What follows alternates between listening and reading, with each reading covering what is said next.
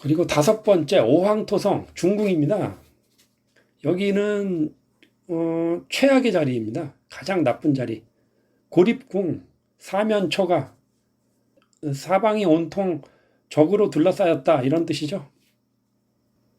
그래도 나쁜 것만 있는 자리는 없습니다.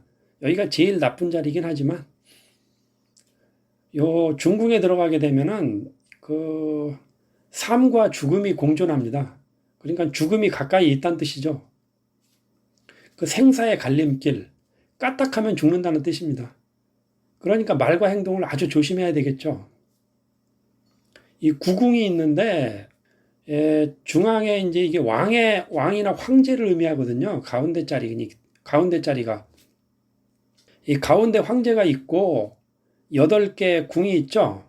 팔방에 8개 궁이 있는데 그 영주들 사이에 갇혀 있는 그 황제를 의미합니다. 우리나라 역사에는 그런 일이 없지만 이제 일본이나 중국, 유럽 역사를 보면은 봉건제가 있었잖아요. 그 영주들은 그 황제의 직접 통치를 받지를 않죠. 근데 문제는 이 황제가 약해지면은 영주들이 막 함부로 행동한다는 겁니다. 그래서 왕이긴 한데 실권이 약해요. 그래서 까딱하면 영주들이 반란을 일으키고 그렇게 되면 이제 위험한 거죠. 그래서 영주들 사이에 갇힌 모습이라 이 감옥을 의미합니다. 중궁에 들어가면 이제 굉장히 조심하면 괜찮은데 함부로 행동하면 저승입니다. 뭔가 일이 실패한다는 거죠. 그래서 중궁에 들어간 요 시기에는 어떤 새로운 시작이나 어떤 사업의 확장, 이것은 금물입니다. 이게 왕이긴 하지만 허약한 왕이고 또 우두머리, 지배자 이걸 의미합니다. 그래서 이 지배자들이 또 자기 적이나 정적들을 많이 죽이죠. 그래서 이 살인, 죽음, 통제 관리를 의미합니다. 그리고 이제 지나친 욕심, 그리고 고집쟁이, 노인, 그리고 방해물, 악당, 또라이, 죄수, 그리고 이제 오래된 물건, 고물이나 아니면 이걸 또 장사하는 사람을 고물상이라고 하죠. 이런 것도 의미하고요. 그 다음에 뭔가 억지로 밀어붙임, 이런 뜻이 있고, 억지로 밀어붙이다 보면은 잘못되는 거죠. 그래서 함정에 빠짐, 또 폭력, 전쟁을 의미하는데요. 이 해로 보면은 오왕토성이 이제 찾아오는 해가 있잖아요. 9년마다 찾아오게 되는데 1914년 요게 오왕토성의 해였습니다. 1914년에 세계 1차 대전이 시작됐습니다. 1941년 이것도 오왕토성인데 요거는 이제 2차 대전 중이었죠. 그리고 1950년 잘 아시는 한국전쟁 6.25가 발발한 해입니다. 그리고 1995년 이것도 오왕토성인데요. 일본 고베 대지진으로다가 6천 명 이상 사망했습니다. 죽음, 장례식, 부패, 오물, 절망 이런 뜻이 있습니다.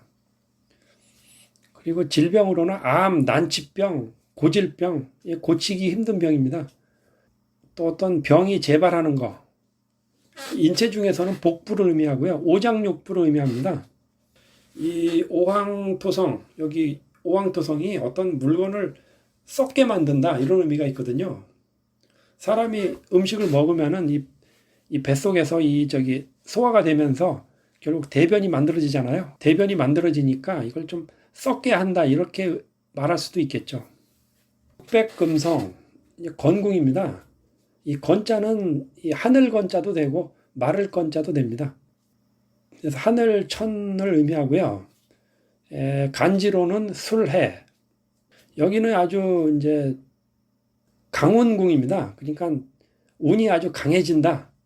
그러니까 중궁에서 가장 혹독한 고생을 했으니까 중궁에서는 정말 몸을 사리고 조심을 해야 되는 궁인데 여기에서는 이제 건궁에 들어가면 이제 조금 욕심을 부려서 어떤 사업 확장을 해도 되는 자리죠. 아까 두 번째 나온 곤궁과 대비가 되는 자리인데, 곤궁은 땅이라고 했잖아요. 낮은 곳. 여기는 그 반대로 높은 곳입니다. 그래서 아버지, 남편, 그리고 남자, 하늘, 그리고 어떤 물건도 명품 있죠? 고급 물건, 고급품, 그리고 학교, 대학 중에서 명문대, 꼭 명문대만 의미하는 게 아니라 그냥 학교를 의미할 수도 있습니다. 그리고 관공서, 병원, 은행, 고층 빌딩, 대기업, 뭐 세무서라든지 모든 그 권위 있는 기관은 다 의미합니다. 그리고 권위자, 권위자가 이제 권위 있는 관공서에서 허가를 내주죠. 그래서 허가, 대통령, 사장, 회장님, 그리고 회사에서 내가 모시는 분, 상사, 그리고 정치계에서는 여당, 그리고 자동차, 열차, 비행기, 선박, 이런 거 다 의미합니다. 그리고 투자도 의미하고요. 투자 확장, 승진, 당선, 또 아주 바쁘게 뛰어야죠. 그러니까 분주함. 그리고 또 은혜를 베푼다는 의미가 있습니다. 은혜를 베푸는데 보답을 받지는 못합니다. 그리고 인체 부위 중에서는 머리, 제일 높은 곳이니까 머리가 되고, 편도선, 좌측 폐, 그리고 큰 뼈, 이런 의미가 있습니다. 그리고 7번째, 칠적금성, 태궁입니다. 이 태라는 글자가 돈이라는 뜻입니다. 기쁨이라는 의미도 있습니다. 상징하는 한자로는 연못택입니다. 그리고 간지로는 닭유자, 유자, 요 시기에 이제 추석이 있죠. 추석 때 모든 이제 추수, 결실을 맺잖아요. 수확을 얻으니까 기쁘죠. 그래서 희열궁입니다. 기쁨을 누리는 거죠. 자식 중에서는 막내딸, 셋째 딸이죠. 그리고 기쁨, 유흥, 향락, 아주 마시고 놀고, 마시고 먹고 잔치를 벌이는 거죠. 또 레저를 즐기고 오락, 도박, 취미, 잔치, 그리고 말이 많아지는 수다, 언쟁, 그리고 연애, 이런 걸 의미합니다. 또 소녀라는 의미도 있습니다. 말이 많아지니까, 말이 많아지고 또 연애를 한다. 또 말이 많아지면 싸움 나기도 쉽죠. 그래서 언쟁을 벌인다. 그리고 향락을 즐기려면은 또 돈이 많이 들죠. 그래서 지출이 많아져서 적자가 된다. 돈이 들어오기도 하지만 돈이 많이 나갑니다. 그리고 돈이라는 의미이기 때문에 현찰. 그 다음에 또 묘하게도 칼이라는 의미가 있어요. 칼. 그래서 수술도 됩니다. 인체 부위로서는 이제 입, 그 다음에 혀, 치아, 그 다음에 우측 폐. 그 다음에 8번째로 간궁입니다. 간궁은 산을 의미합니다. 간지로는 축인. 축인이라는 거는 이제 시기적으로 이제 겨울이 끝나고 봄이 되는 거죠. 이제 봄이라는 것은 시작이기 때문에 어떤 죽음과 출생을 의미하게 됩니다. 변화궁이라고 합니다. 여기를. 가족으로 보면 막내 아들, 끝과 시작, 죽음과 출생. 죽음과 출생이기 때문에 이제 유산상속이라는 의미가 있습니다. 변화가 일어나고요.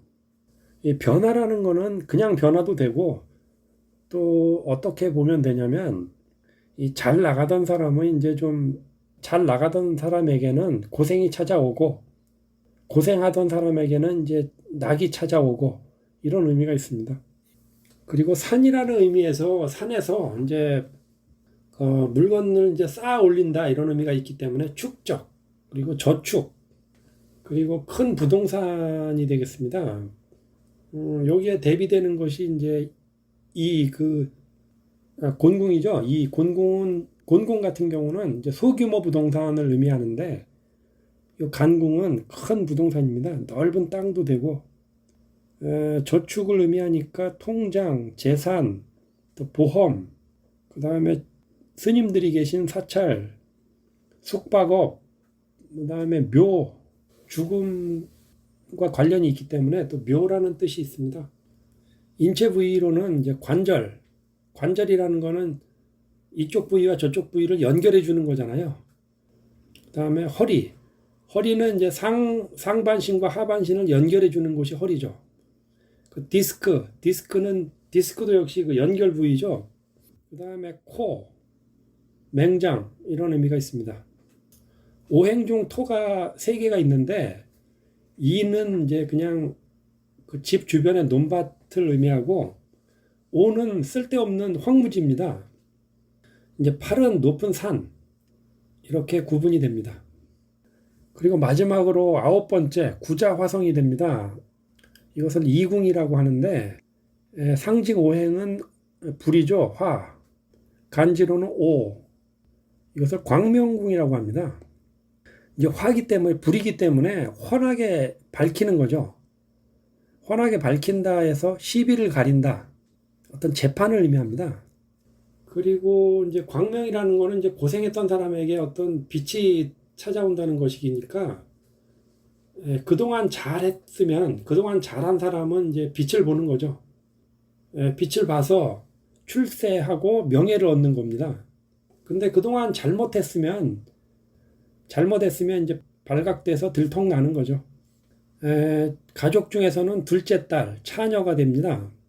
그리고 문서, 계약, 공부, 연구, 그리고 이별이라는 의미가 있습니다. 이합집산, 만나고 헤어지는 거죠.